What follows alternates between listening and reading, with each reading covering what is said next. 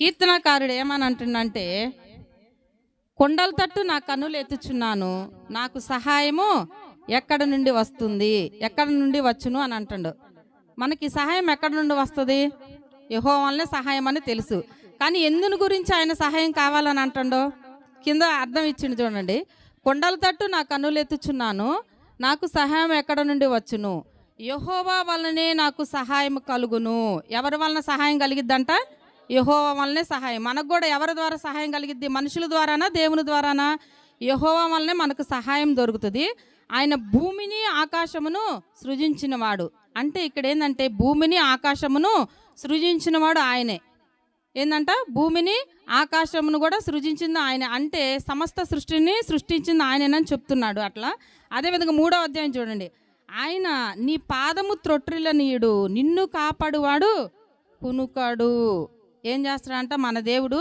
అంటే ఇప్పుడు మీరు అర్థం చేసుకోండి. కొన్నల తట్టు నాకు కన్నులెత్తుచున్నాను, నాకు సహాయం ఎక్కడి నుండి వస్తుందని అంటుండు. ఏ సహాయం కొరకు ఆయన ప్రార్థన చేస్తుండు?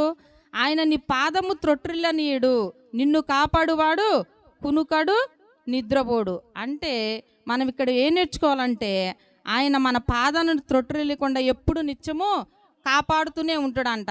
ఒకసారి కునుకొను కూడా నిద్రపోడంట. అంటే కన్ను ఇట్లా కూడా అనడంట. అంటే మనం ఇక్కడ ఏమో ఈ దినం మనం దేవుణ్ణి ఎలా స్తుతించాలంటే, యేసయ్యా నువ్వు నన్ను కాపాడుచున్న విధానాన్ని బట్టి నీకు లెక్కలేని వందనాలు, స్తుతులు, స్తోత్రాలను చెప్పడమే. ఏం లేదు, నేను ఎక్కువ చెప్పను, 4 మాటలు చెప్తా, దాన్ని బట్టి మీరు స్తుతించండి. ఎందుకు ఆడ దావీదు చెప్తున్నాడమ్మా, ఆయన నీ పాదము త్రొట్రిల్లనీయుడు, నిన్ను కాపాడువాడు కునుకడు, ఇజ్రాయేలును కాపాడువాడు కునుకడు నిద్రపోడు. ఈ దినం మనం దేవుణ్ణి ఎందుకు స్తుతించాలంటే, ఆయన మనల్ని కాపాడుతున్న విధానాన్ని బట్టి మనం ఆయన్ని స్తుతించేవారుగా ఉండాలి. అదేవిధంగా 5వ అధ్యాయం చూడండి. యెహోవాయే నిన్ను కాపాడును, వచనం, యెహోవాయే నిన్ను కాపాడువాడు, నీ కుడి ప్రక్కన యెహోవా నీకు నీడగా ఉండును. ఎట్లా అంట? కుడి ప్రక్కన నీకు నీడగా ఉంటాడంట. అంటే మనం నడుస్తూ ఉంటుంటే మన నీడ మనకు కనపడుతుంది. అలాగే నీడ ఎలా అయితే మనతో పాటు వస్తూ ఉంటుందో, యేసు ప్రభు వాడు కూడా మనకు ఎలా ఉంటాడంట? నీడగా ఉంటాడంట. ఫస్ట్ దేనిని బట్టి మనం దేవుని స్తుతించాలమ్మా? ఆయన మనల్ని కాపాడుతున్న విధానాన్ని బట్టి మనం స్తుతించాలి. గుర్తుంచుకోండి బాగా, దేవుడు మనల్ని కాపాడుతున్న విధానాన్ని బట్టి మనం దేవునికి కృతజ్ఞతాస్తుతులు చెల్లించాలి. రెండవదిగా ఆయన మనకు నీడగా ఉంటున్నాడంట. దేనిగా ఉంటుండు?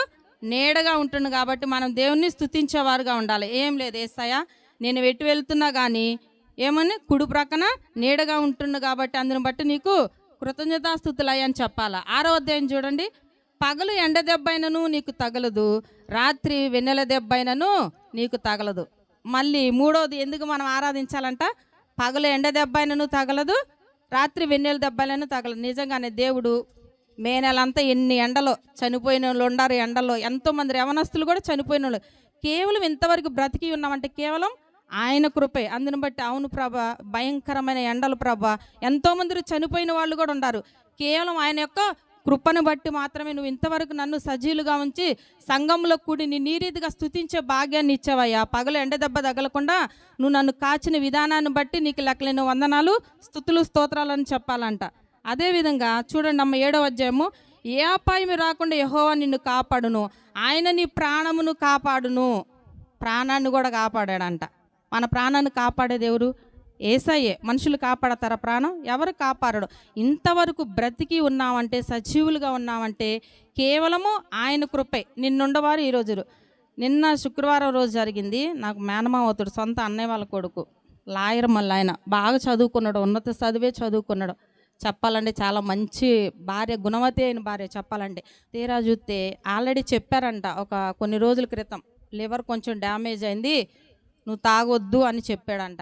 అయినా కానీ విన్నాడమ్మా? అసలు ఎట్లా పడితే అట్లా డాక్టర్లు వార్నింగ్ ఇచ్చినా కానీ మళ్ళీ అదే కంటిన్యూ చేశాడంట. సడన్గా చనిపోయాడంట. చాలా బాధ వేసింది. అన్ని లాయర్మైన ఫోటోలు అవన్నీ చూస్తుంటే ఎంత బాధ. ఎంత పాస్టర్ గారు అంత వయసే ఉంటుంది, కానీ ఆయన చేతులారా తెచ్చుకున్నాడు. కానీ ఇంతవరకు మనం బ్రతికి ఉన్నా అంటే కేవలం ఆయన కృపే. యెహోవా యందు భయభక్తులు గలవాడి చుట్టూ ఆయన దూత కావలి ఉండి వారిని రక్షిస్తున్నట్లుగానే కేవలం మనం ఇంతవరకు బ్రతికి ఉండమంటే, పగలు ఎండ దెబ్బ రాత్రి వెన్నెల దెబ్బ తగలకుండా కేవలం దేవుని యొక్క కృపను బట్టి మాత్రమే. ఒక చాటు ఉంటుంది కదగా, నీతిమంతుల మీద అనీతిమంతుల మీద కూడా ఒకలాగే దేవుడు ఎప్పుడు సూర్యుడు ఉదయిస్తూ ఉంటాడు. కేవలం మనం ఇంతవరకు బ్రతికి ఉన్నామంటే కేవలం ఆయన కృపే. అందుని బట్టి మనం దేవునికి కృతజ్ఞతాస్తుతులు చెల్లించేవారుగా ఉండాలి. ఇది చూడండి అమ్మ, ఇది మొదలుకొని నిరంతరం నీ రాకపోకలు యందు యెహోవా కాపాడుతున్నా. అన్నీ కాపాడటం ఎంత ఈజీగా ఉందా కదా.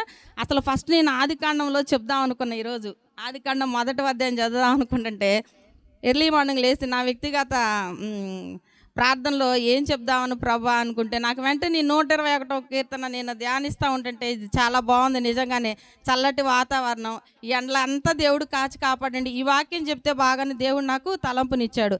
అందుని బట్టి నేను ఈ దినం మీ దగ్గరికి ఈ యొక్క ఆరాధన వర్తమానం తీసుకురావడం జరుగుతుంది. మనం ఎందుకు దేవుని స్తుతించాలంట? ఇది మొదలుకొని నిరంతరం నీ రాకపోకలు యందు, అంటే మనం ఎటు వెళ్ళినా కానీ దేవుడు మన రాకపోకల్లో తోడుగా ఉంటాడు. డైలీ ఇంట్లోనే కూర్చొని ఉంటామమ్మా, ఎన్నో పనులు వెళ్తూనే ఉంటాం. బండి మీద వెళ్తాం, అటు వెళ్తాం, ఇటు వెళ్తాం. ఎక్కువ సార్లు బైకుల మీదనే డ్రైవ్ చేస్తాం, లేకపోతే బస్సుల మీద ప్రయాణం చేస్తాం. కేవలం మన రాకపోకల్లో తోడుగా ఉండి ఆయన మనల్ని క్షేమంగా నడిపిస్తున్న విధానాన్ని బట్టి ఎందుకు మనం దేవుని స్తుతించాలంటే, యేసయ్యా ఇది మొదలుకొని నా రాకపోకలు ఎందుకు తోడుగా ఉండి నువ్వు నన్ను కాపాడని విధానాన్ని బట్టి నీకు లెక్కలేని వందనాలు, స్తుతులు, స్తోత్రాలను చెప్పాలన్న. ఫస్ట్ది నేనేం చెప్పాను చెప్పండి అమ్మా? ఆయన మనల్ని కాపాడుతున్న విధానాన్ని బట్టి, ఎందుకు ఆయన పాదాలను తొట్టిల్లకుండా కాపాడుతున్న విధానాన్ని బట్టి దేవునికి మనం స్తుతించేవారుగా ఉండాలి. అదేవిధంగా కుడి ప్రక్క మనకి దేనిగా ఉంటానంటున్నాడమ్మా? కుడి ప్రక్కన నీడగా ఉండి నువ్వు నన్ను కాపాడుతున్న విధానాన్ని బట్టి నీకు వందనాలు, స్తుతులు, స్తోత్రాలయ్యా. పోయిన నెలంతా భయంకరమైన ఎండలు ఉన్నప్పటికీ ప్రభా నువ్వు నన్ను సజీవులుగా ఉంచి పగలు ఎండ దెబ్బ రాత్రి వెన్నెల దెబ్బ తగలకుండా అయ్యా నువ్వు నన్ను కాపాడిన విధానాన్ని బట్టి నీకు లెక్కలేని వందనాలు, స్తుతులు, స్తోత్రాలని చెప్పాలంట. ఏ అపాయము రాకుండా యెహోవా మన ప్రాణాన్ని కాపాడ. ఇంతవరకు సజీవులుగా ఉన్నామంటే కేవలం ఆయన పెట్టిన భిక్ష. మనకేమో బ్రతికి ఉన్నామంటే కేవలం ఆయన కృపే. ఎందుకు మనం దేవుని స్తుతించాలంటే నా ప్రాణాన్ని కాపాడిన విధానాన్ని బట్టి కూడా నీకు వందనాలు, నీకు స్తోత్రాలు అని చెప్పాలా. 5వదిగా ఇది మొదలుకొని నా రాకపోకల్లో మీరు తోడుగా ఉన్నారయ్యా. ఎందుకు మనం దేవుని ఆరాధించాలమ్మా? నా రాకపోకలేదు మీరు తోడుగా ఉన్న విధానాన్ని బట్టి నీకు లెక్కలేని వందనాలు, స్తుతులు, స్తోత్రాలని దేవుని మనము ఆరాధించేవారుగా ఉండాలి. దేవుడి చిన్న ఆరాధన వర్తమానాన్ని మనందరి వెనుకల్లో దీవించి ఆశీర్వదించును గాక. అందరం లేచి నిలబడ్డట్టయితే ఒక పాట పాడుకుందండి.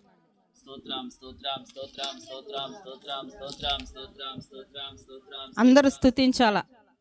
ఇంతవరకు ప్రభా నువ్వు నన్ను కాపాడిన విధానాన్ని బట్టి నీకు లెక్కలేని వందనాలు, స్తుతులు, స్తోత్రాలయ్యా.